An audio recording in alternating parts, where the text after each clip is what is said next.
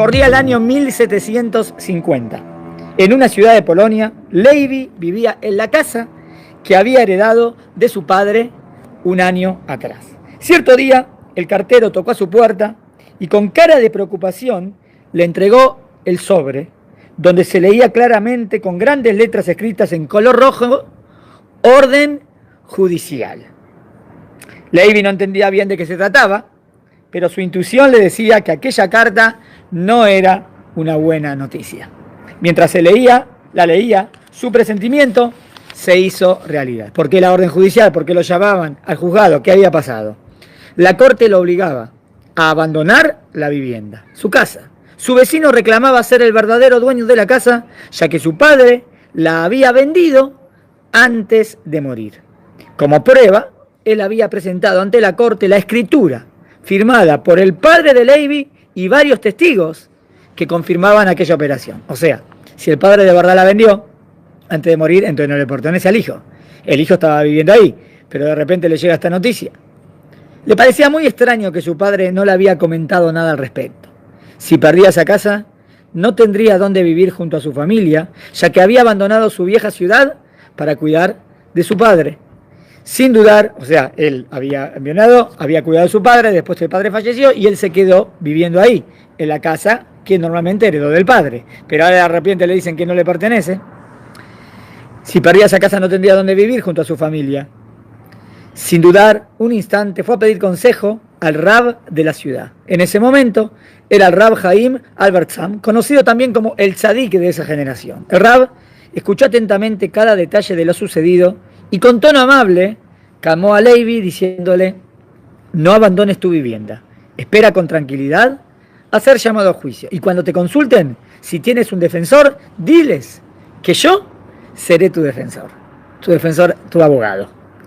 La noticia corrió rápidamente por toda la ciudad. Incluso el juez de la corte se sorprendió al escuchar que el famoso tzadik aparecería en su sala del tribunal. El día de la audiencia llegó. Una silla especial esperaba al abogado defensor de este caso, el gran tzadik Haim Albertsam. Al ingresar todos en el tribunal, se pusieron de pie, mostrando respeto por el sabio. Luego de la apertura del caso judicial efectuada por el juez, el vecino, que tiene que demostrar que él tiene razón, mostró nuevamente ante la corte la escritura firmada por el fallecido. El demandante ni siquiera pensó en contratar un abogado, ya que estaba seguro de que el documento y los testigos convencerían al juez para obtener un veredicto favorable y anularían cualquier argumento hecho por el abogado defensor. Todos los ojos se volvieron hacia el tzadik, esperando su alegato. Rab Haim abrió con una pequeña pregunta dirigida al juez. ¿Puedo hacer una pregunta?, le dice al juez. Por supuesto. Señor juez, ¿usted conocía al difunto? Sí, respondió el juez. Vivimos por muchos años en la misma ciudad. El abogado continuó. ¿Era un hombre observante? Por supuesto, era un judío muy religioso que no transgrediría sus creencias aunque le ofrecieran todo el dinero del mundo. Continuó el tzadik. Señoría, seguramente sabe que los judíos tenemos prohibido escribir en Shabbat o en Yom Tov, en días de fiesta, ¿no? Los judíos no podemos escribir, está prohibido, es una de las melajot, de Shabbat no se puede escribir. Por favor, le pido que compruebe la fecha hebrea de la escritura de venta, cuando vendieron la casa. El juez ordenó que le acercaran un calendario y se sorprendió al descubrir que la fecha en la que supuestamente se había firmado era el sábado correspondiente al 10º día del mes de Tishrei. ¿Cuál es el 10º día de Tishrei? Yom Kippur. O sea, la fecha que había vendido teóricamente la casa el difunto, que era una persona muy religiosa, era un Shabbat, y no solamente un Shabbat, en Yom Kippur, en el mismísimo día de Kippur. Continuó el abogado.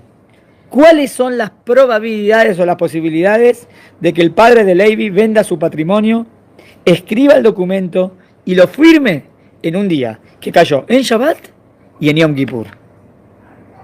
El silencio llenó la sala del tribunal. Todos los presentes quedaron atónitos con semejante demostración. El impostor no pudo sostener su mentira y confesó haber inventado toda la historia para quedarse con la propiedad, reconociendo el soborno a los testigos y también la falsificación del documento. Por mérito del respeto a este santo día, la finca permaneció en poder de Levi por mucho tiempo. ¿Está bien? O sea que una historia que también tuvo que ver con Kippur, tuvo que ver con Shabbat y tuvo que ver cómo ese mismo día y el cuidado de este rab, de esta persona tan sadik, que siempre, obvio, que cuidaba la mitzvot, cuidaba el Shabbat, cuidaba el Yom Kippur, nunca iba a vender su casa,